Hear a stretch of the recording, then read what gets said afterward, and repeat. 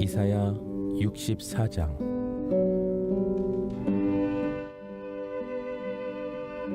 원하건대 주는 하늘을 가르고 강림하시고 주 앞에서 산들이 진동하기를, 불이 섭을 사르며 불이 물을 끓임 같게 하사 주의 원수들이 주의 이름을 알게 하시며 이방 나라들로 주 앞에서 떨게 하옵소서. 주께서 강림하사 우리가 생각하지 못한 두려운 일을 행하시던 그때에 산들이 주 앞에서 진동하였사오니, 주 외에는 자기를 앙망하는 자를 위하여 이런 일을 행한 신을 옛부터 들은 자도 없고 귀로 들은 자도 없고 눈으로 본 자도 없었나이다. 주께서 기쁘게 공의를 행하는 자와 주의 길에서 주를 기억하는 자를 선대하시거늘, 우리가 범죄함으로 주께서 진노하셨사오며 이 현상이 이미 오래되었사오니 우리가 어찌 구원을 얻을 수 있으리이까. 무릇 우리는 다 부정한 자 같아서 우리의 의는 다 더러운 옷 같으며 우리는 다 잎사귀같이 시들므로 우리의 죄악이 바람같이 우리를 몰아가나이다. 주의 이름을 부르는 자가 없으며 스스로 분발하여 주를 붙잡는 자가 없사오니, 이는 주께서 우리에게 얼굴을 숨기시며 우리의 죄악으로 말미암아 우리가 소멸되게 하셨음이니이다. 그러나 여호와여, 이제 주는 우리 아버지시니이다. 우리는 진흙이요 주는 토기장이시니 우리는 다 주의 손으로 지으신 것이니이다. 여호와여, 너무 분노하지 마시오며 죄악을 영원히 기억하지 마시옵소서. 구하오니 보시옵소서, 보시옵소서. 우리는 다 주의 백성이니이다.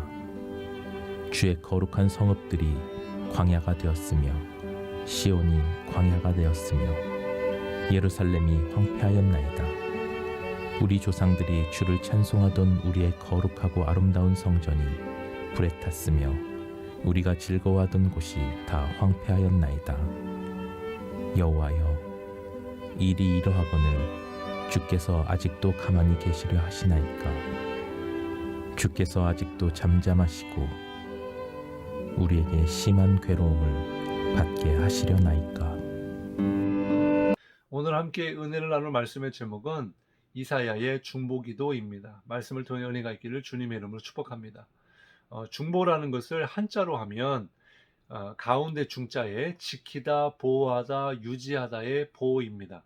그래서 중보라는 것은 사람과 사람의 관계 또는 하나님과 사람의 관계, 그 가운데서 회복할 수 있도록 또 문제를 해결하게 하고 유지하게 하는 것을 말하는데요. 하나님과의 인간 사이의 중보자가 누구십니까? 오직 예수 그리스도 한 분이십니다.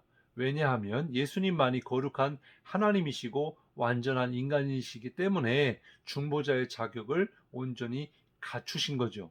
그래서 구원받은 하나님의 자녀들이 예수님의 이름으로 예수님의 중보 사역을 따라서 우리 또한 다른 사람들이 하나님과의 관계가 회복되도록, 구원받도록, 또한 하나님과의 관계가 멀어지게 하고 방해가 되는 이 죄의 문제가 해결되도록, 또한 삶의 문제가 해결되도록 기도해 주는 것, 이것이 바로 중보기도라 할 수 있습니다. 본문에서 이사야 선지자는요, 이 세 가지의 기도를 하고 있어요. 우리는 이 세 가지의 기도를 통해서 중보기도를 배울 수가 있습니다. 먼저 이사야는 하나님의 임재를 구하는 기도를 했습니다. 1절 말씀에 보면 원하건대 주는 하늘을 가르고 강림하시고 그랬어요. 무엇보다 먼저 기도한 것은 하나님의 임재입니다. 왜냐하니까 하늘 높은 줄 모르고 교만에 빠져 있는 세상 권력의 중심이라고 할 수 있는 이 바벨론을 심판해 달라는 거죠. 그들로 하나님의 위엄, 하나님의 능력을 보여달라라는 것입니다. 이것은 비단 그러한 악한 세력들뿐만 아니라 우리 또한 그 하나님의 임재 가운데 하나님의 권능, 하나님의 능력, 하나님의 그 살아계심을 우리가 경험할 수 있어야 한다는 거죠. 그래서 하나님이 임하셔야 하나님의 능력이 나타나게 되지 않겠습니까? 마찬가지로 그 임재를 구하는 이유 중에 하나가 이스라엘의 죄로 인하여 떠나셨던 하나님이 다시 임하도록 오셔서 바벨론 가운데 이스라엘을 구원하시고 죄를 용서하시고 하나님과의 관계가 회복될 수 있도록 하나님의 임재를 구하고 있는 것입니다. 중보기도의 키는요, 바로 하나님의 임재에 있습니다. 두 번째로 이사야는요, 죄를 고백하는 기도를 하고 있어요. 5절 말씀에 보니까 주께서 기쁘게 공의를 행하는 자와 주의 길에서 주를 기억하는 자를 선대하시거늘 우리가 범죄함으로 주께서 진노하셨사오며 이 현상이 이미 오래되었사오니 우리가 어찌 구원을 얻을 수 있으리까. 하나님의 백성들이 죄를 그들이 지은 죄를 인정하고 긍휼로 용서해 달라고 이사야 선지자는 기도하고 있는 거예요.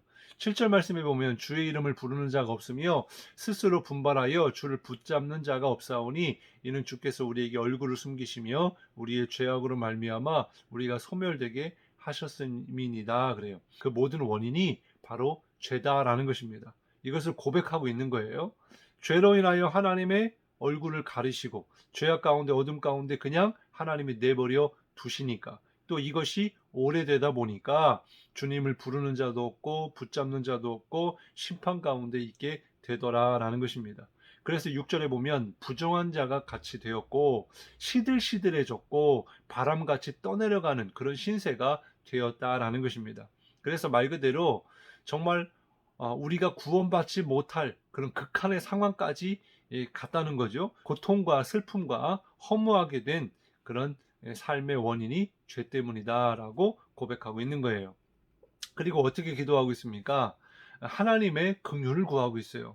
8절 9절에 보니까 그러나 여호와여 이제 주는 우리 아버지시니다. 우리는 진흙이요 주는 토기장이시니 우리는 다 주의 손으로 지으신 것이니다.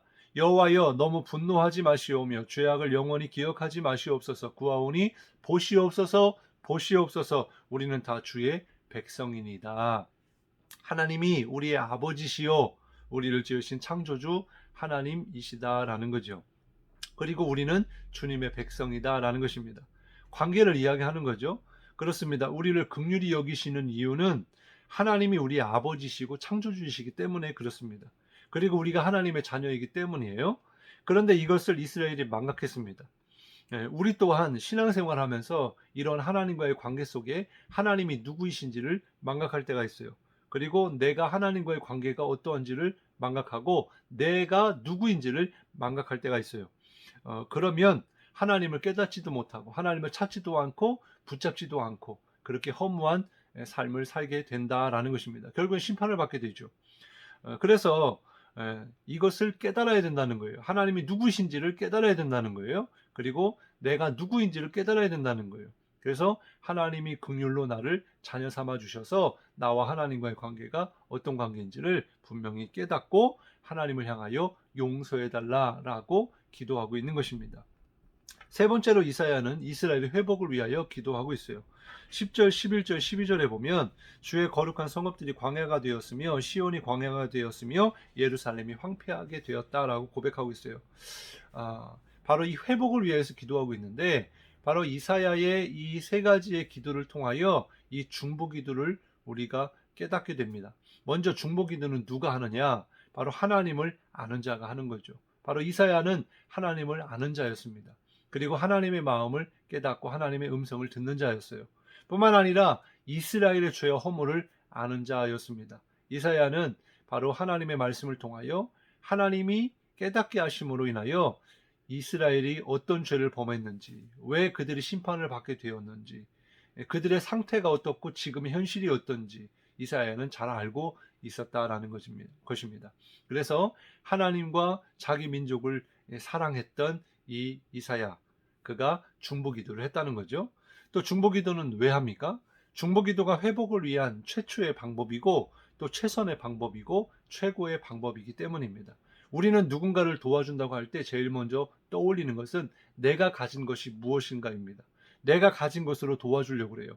그래서 돈이 될 수도 있고 힘으로 도와줄 수도 있고 시간을 함께 보내줄 수도 있을 것입니다. 그런데 궁극적으로 내가 가진 것이 많으면 어느 정도까지는 도와줄 수 있겠지만 모든 것을 다 도와줄 수가 없지 않습니까?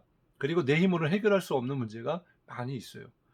그런데 누군가를 돕자고 할 때 가장 선하고 아름답고 최선과 최고의 방법이 뭐냐? 바로 중보 기도라는 것입니다. 왜냐하면 나는 능력이 없지만 하나님은 능력이 많으신 분이시기 때문에 그렇죠. 하나님은 능치 못함이 없기 때문에, 하지 못하실 일이 없기 때문에, 못 고칠 병이 없기 때문에 하나님 앞에 기도하는 것이 가장 누군가를 도와주는 최고의 방법, 최선의 방법, 제일 먼저 해야 되는 방법이다라는 것입니다. 모세의 중보 기도를 생각해 보세요. 이스라엘 백성들 애굽에서 나와 가지고 광야를 지나가는 가운데 아말렉과의 전쟁이 있었습니다. 물론 모세가 나이가 있고 또 그가 할 수 있는 일이 기도밖에 없었지만은 어쨌든 그 기도가 이 전쟁 가운데 승리하게 했음을 우리는 보게 되잖아요. 바로 모세가 가장 먼저 한 일, 그가 해야 할 최선의 일은 바로 기도였다라는 것입니다. 왜냐하면 전쟁이 바로 승패가 하나님께 있음을 모세는 알고 있었기 때문이죠. 그래서 하나님 앞에 간절히 기도했던 것이고 그리고 승리하게 된 줄 믿으시기 바랍니다. 그러면 중보기도는 어떻게 하는 것입니까? 예수님의 이름으로 하는 것입니다. 예수님의 중보 사역을 따라서 먼저는 내가 주님과의 관계가 친밀해지는 것입니다. 그리고 죄악 가운데 있는 사람들을 긍휼히 여기는 거예요. 그리고 간절히 기도하는 것입니다. 바로 예수님의 이름으로 기도하는 거예요. 바로 하나님의 임재를 위해서 기도하고 하나님과의 관계를 깨트린 죄의 문제를 해결할 수 있도록 용서를 구하고 온전한 회복을 위하여 기도하는 것입니다. 이것이 바로 중보 기도의 방법이에요. 오늘 하루도 생각나는 사람이 있다면 중보 기도를 하시기 바랍니다. 그리고 예수님의 이름으로 간절히 기도하시길 바라요. 그리고 무엇보다 하나님과 친밀하시길 바랍니다. 하나님의 마음을 깨닫기를 바랍니다. 주님의 마음으로 사람을, 그 영혼을 바라볼 수 있기를 바랍니다. 그래서 정말 우리 민족을 위하여 기도해야 될 것이고 또 우리 교회를 위해서 기도해야 되고 우리의 가정 또 우리 주변에 있는 가정들을 위하여 자녀들을 위하여 기도해야 될 줄로 믿습니다. 주님이 역사하실 것입니다. 기도하겠습니다. 하나님 감사합니다. 오늘 중보 기도를 통하여서 이사야가 이스라엘의 죄를 고백하며 하나님의 임재를 구하며 아버지 하나님, 하나님의 은혜를 통하여 회복되기를 기도하였습니다.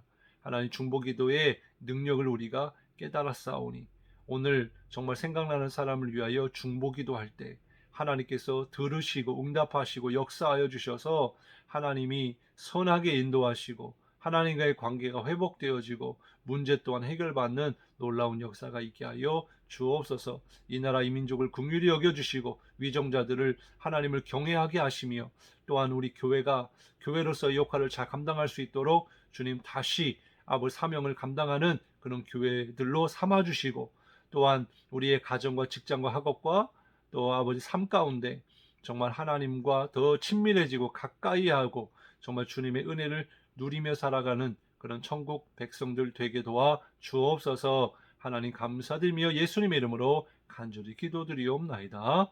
아멘.